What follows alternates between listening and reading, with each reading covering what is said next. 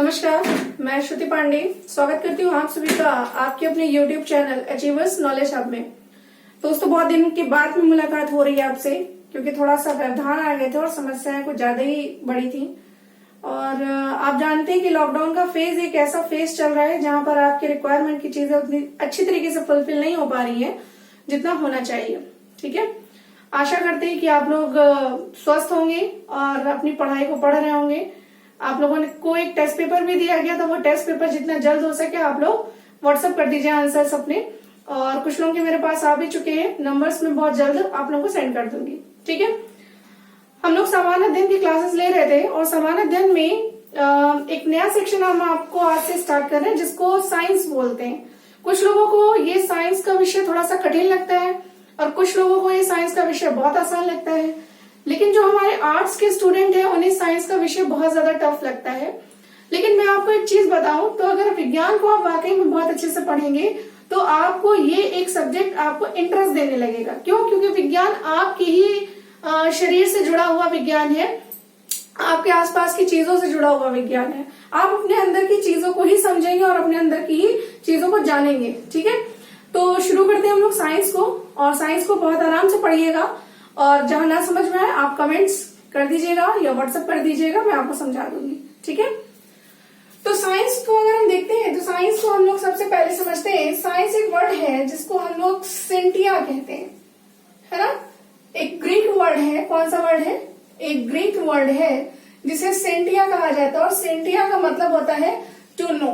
क्या होता है? To know. To know means जानना, है ना। तो साइंस वर्ड जो है वो एक ग्रीक वर्ड सेंटिया से बना हुआ है जिसका मीनिंग होता है टू नो, यानी कि जानना। ठीक है, मैं इसमें आपको डेफिनेशंस नहीं लिखा रही हूँ कि सुव्यवस्थित, क्रमबद्ध, सुसंगठित ज्ञान को एक विज्ञान कहते हैं, ऐसा कुछ नहीं लिखा रही। ये बचपन से आप अपना पढ़ते चले आ रहे होंगे। ठीक है, साइंस में क्या पढ़ना है ये समझते हैं। साइंस में आपको देखिए ब्रांचेस बहुत सारी हैं, लेकिन आपको पढ़ना है सबसे पहला बायोलॉजी, दूसरा फिजिक्स और तीसरा केमिस्ट्री। ठीक है, ये जो मैं विज्ञान आपको पढ़ा रही हूं ये बीएड एंट्रेंस एग्जाम से लेकर आपके हर एक परीक्षा में जितना मैक्सिमम विज्ञान से पूछा जा सकता है, जिसे आप सामान्य विज्ञान कहते हैं, वो सब कुछ इसमें लिखा हुआ है। ठीक है, तो बायोलॉजी सेक्शन को हम सबसे पहले देखेंगे। ठीक है, किसको देखेंगे? बायोलॉजी को।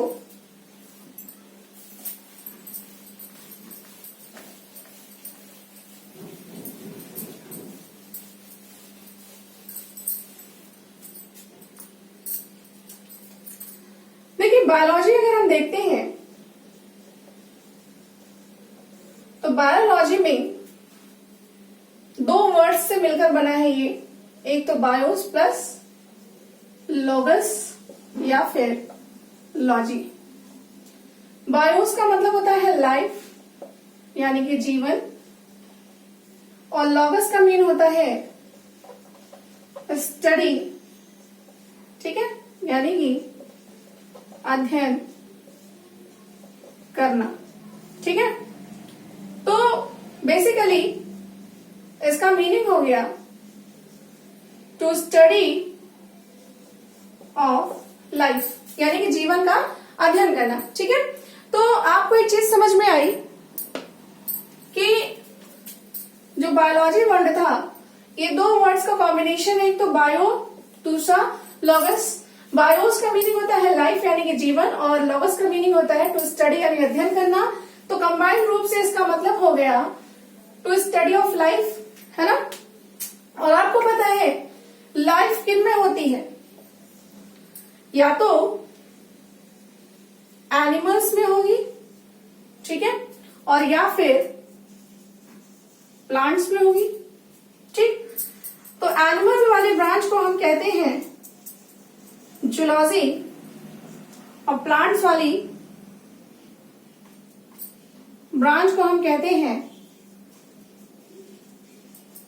बॉटनी।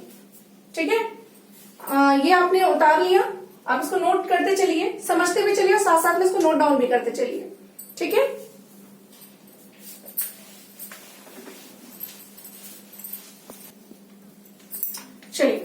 जूलॉजी को देखते हैं। जूलॉजी भी दो वर्ड्स का कॉम्बिनेशन है, एक है जून, दूसरा है लॉगस। जून का मतलब होता है एनिमल्स, लॉगस का मतलब होता है टू स्टडी। शॉर्ट में इसका मीनिंग हो गया to study of animals, right. एक महोदय थे जिनका नाम था थियोफ्रस्टस। क्या नाम था? थियोफ्रस्टस। थियोफ्रस्टस ने एक बुक लिखी जिसका नाम था हिस्टोरिया एनिमेलियम, और इस बुक में लगभग 500 प्लस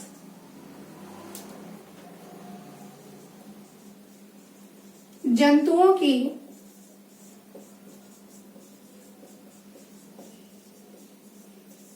प्रजातियों का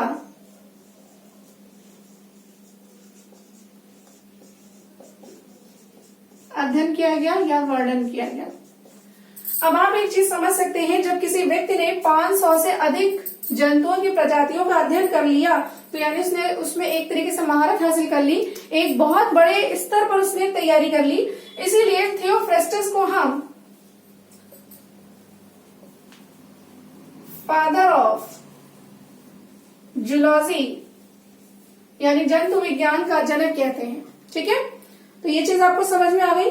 फादर ऑफ जूलॉजी, सॉरी मैं थोड़ा सा गलत बोल गई हूं, आपको एक करेक्शन कर लीजिए। थियोफ्रस्टस आपके बॉटनी में आएंगे, यहां पर अरस्तु महोदय हैं।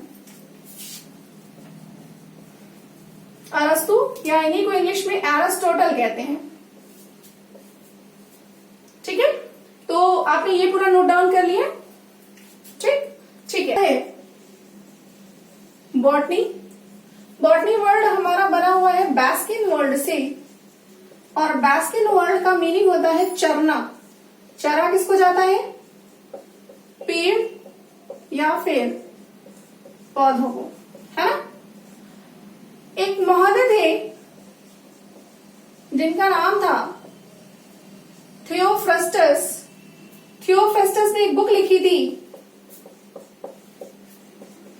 Historia plantarum. हिस्टोरिया प्लांटेरम में 500 प्लस पौधों की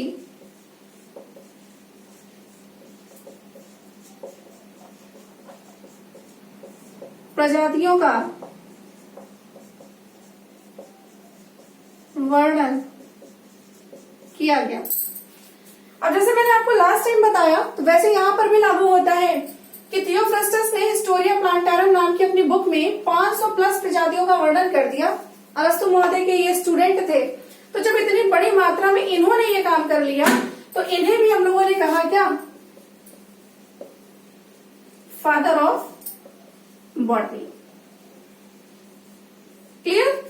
तो उम्मीद करते हैं यहां तक का आपको सेक्शन समझ में आ गया होगा। ये एक जस्ट इंट्रो था। अब हम लोग यहाँ पर जूलॉजी सबसे पहले स्टार्ट करेंगे। देखिए, चीज समझिएगा, बॉटनी में बहुत सारी चीजें आपको नहीं पढ़नी है, जो मेन चीजें पढ़नी है वो हम आपको पढ़ाएंगे। ठीक है, चलिए। ठीक है, तो अब हम लोग जूलॉजी में सबसे पहला टॉपिक स्टार्ट करते हैं, सेल। सेल मीन्स कोशिका। तो बात है 1665 की। एक महोदय थे जिनका नाम था रॉबर्ट हुक। क्या नाम था? Robert Hooke. रॉबर्ट हुक ने क्या किया?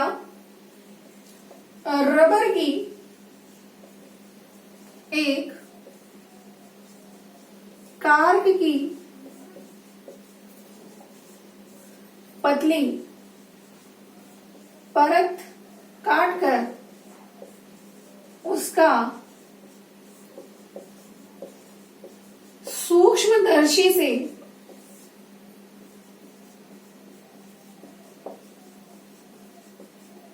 अध्ययन किया, है ना।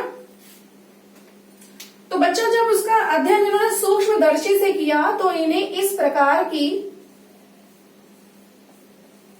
कुछ संरचनाएं दिखाई दी।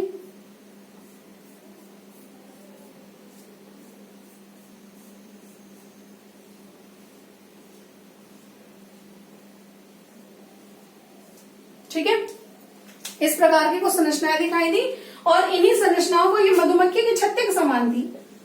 किसके समान थी? मधुमक्खी के छत्ते के समान थी। अब जब बच्चों इन्होंने इस संरचना को देखा तो इन्होंने इसी संरचना को नाम दिया कोशिका, यानी कि सेल। अब यहां पर एक चीज आप ध्यान रखिएगा, जो पहली कोशिका खोजी गई थी ये नॉन लिविंग कोशिका थी, यानी कि निर्जीव कोशिका थी, एक नॉन लिविंग सेल थी, है ना। कैसी सेल थी? एक नॉन लिविंग सेल थी। ठीक है, तो यहां तक बात समझ में आई आपको सेल के विषय में। सेल के बाद में हम लोग नेक्स्ट टॉपिक देखेंगे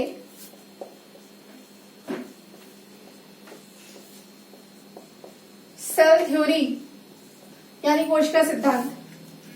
तो हमारा कोशिका सिद्धांत कहता है कि प्रत्येक जीव का निर्माण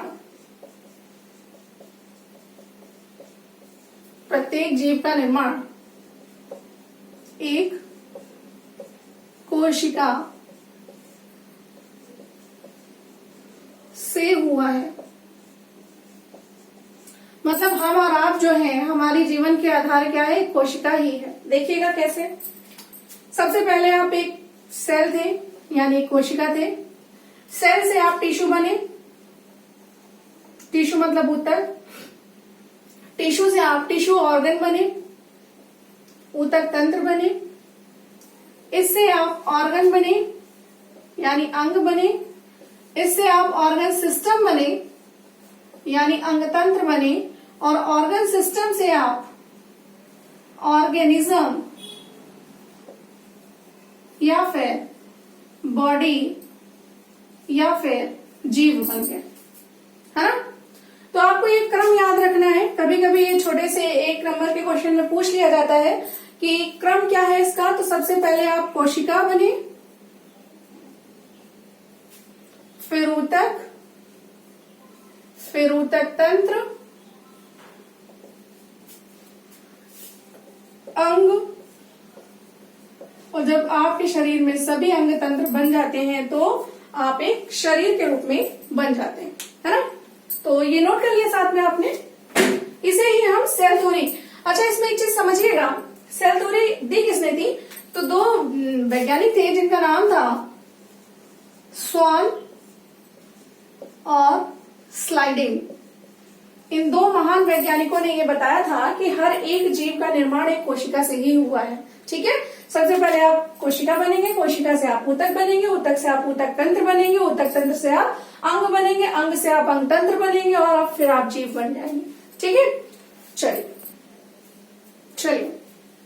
अब यहां पर मैं आपको बताऊं, आपको नेक्स्ट टॉपिक पढ़ना है टाइप्स ऑफ सेल।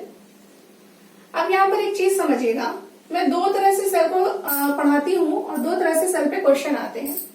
एक तो on the basis of number, यानी संख्याओं के आधार पर।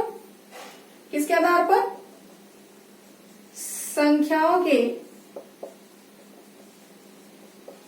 आधार पर। और दूसरा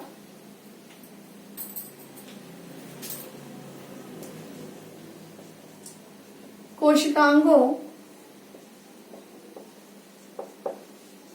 के आधार पर, यानी कि on the basis of cell organelles. Clear? तो सबसे पहले समझते हैं कि on the basis of number क्या है। ठीक है, चलिए नंबर के टाइप पे हम समझते हैं। तो नंबर के टाइप पे जो सेल के टाइप होते हैं वो 2 होते हैं। कितने होते हैं? 2 होते हैं। पहले को हम कहते हैं यूनी सेलुलर मतलब एक कोशिकी, और दूसरा जो होता है वो होता है मल्टी सेलुलर यानी बहुकोशिकी। ठीक है, चलिए योनि का मतलब अब यहाँ पर समझिएगा, बहुत आप लोग को याद रखने की जरूरत नहीं है, आप आराम से समझ सकते हैं। योनि का मतलब होता है एक, यानी कि सिंगल,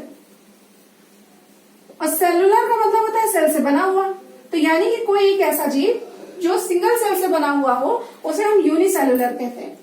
और मल्टी का मतलब होता है बहुत, और सेलुलर का मतलब होता है सेल से, यानी कि वो एक जीव जिसका शरीर का निर्माण बहुत सारी सेल से हुआ हो वो मल्टी सेलुलर में आता है। ठीक है, इसके अगर हम एग्जाम्पल देखते हैं तो इसमें आएगा आपका अमीबा,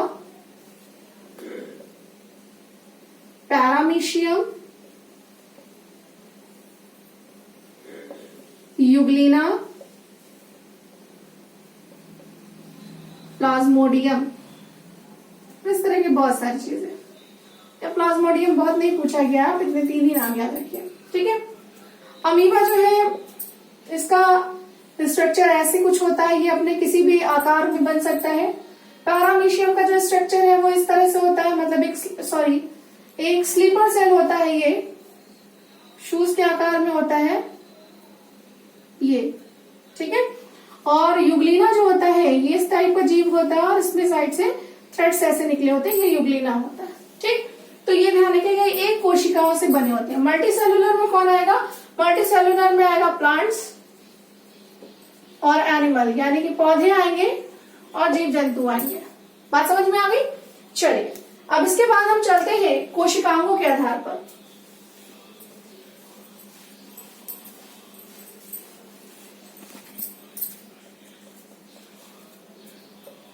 कोशिकाओं के आधार पर समझने के लिए सबसे पहले तो हमें ये समझना चाहिए कि कोशिकांग होते कौन कौन से हैं।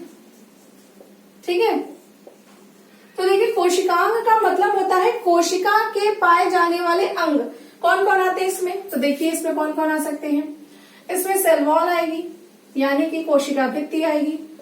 इसमें प्लाज्मा मेम्ब्रेन आएगा, यानी कि प्लाज्मा झिल्ली आएगी। इसमें माइटोकॉन्ड्रिया आएगा। ठीक है, इसमें लाइसोसोम आएगा। इसमें सेंट्रोसोम आएगा। इसमें न्यूक्लियस आएगा। इसमें प्लास्टिड्स आएंगे। इसमें और क्या बचा? डीएनए, आरएनए आएगा। इसमें वैक्यूल्स यानी कि रिक्तिकाएं आएंगी। ठीक है, इसमें एंडोप्लाज्मिक रेटिकुलम यानी अंतः प्रद्रवी जालिका, हर एक चीज को हम बहुत अच्छे से पढ़ेंगे। तो यहाँ पर मैं सिर्फ एक आपको ओवरव्यू दे रही हूँ। एंडोप्लाज्मिक रेटिकुलम आएगा यानी अंतः प्रद्रवी जालिका।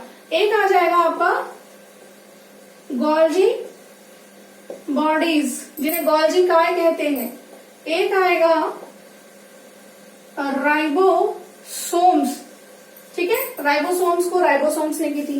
फटाफट एक चीज और देख लेते हैं, यहाँ पर कुछ चीजें पाई जाती है, जैसे कि इसे कहते हैं powerhouse of the cell, इसे कहते हैं सुसाइडल बैग्स।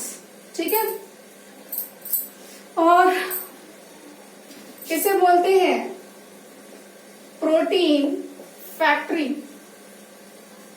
इसे बोलते हैं ट्रैफिक पुलिस। क्यों बोलते हैं? सब चीजें आपको समझ में आएंगी। ठीक, तो ये सब चीजें आपके कोशिकांगों में आती हैं। ठीक, इसको लिख लिया आपने ना? ठीक है, यहां से एक चीज समझिएगा, ऑर्गेनेल्स हमने आपको बता दिया। सेकंड टाइप था आपका कि on the basis of cell organelle, cell के टाइप क्या होते हैं। तो यहां पर समझिएगा सेल के टाइप 2 होते हैं, एक होता है प्रोकैरियोटिक और एक होता है यूकैरियोटिक। क्लियर? तो प्रोकैरियोटिक में कोशिका सुविकसित नहीं पाए जाते, सुविकसित नहीं पाए जाते। ठीक? और दूसरा है इसमें राइबोसोम 70S पाया जाता है। ये राइबोसोम का प्रकार है। ठीक? इसका एग्जाम्पल लिख लीजिएगा, बीजीए बैक्टीरिया। और जबकि यूकैरियोटिक में न्यूक्लियस यानी कि केंद्रक भी पाया जाएगा, पहली चीज। दूसरी चीज इसमें राइबोसोम 80S पाया जाएगा। और तीसरी चीज इसमें सुविकसित कोशिकाएं पाए जाएंगे।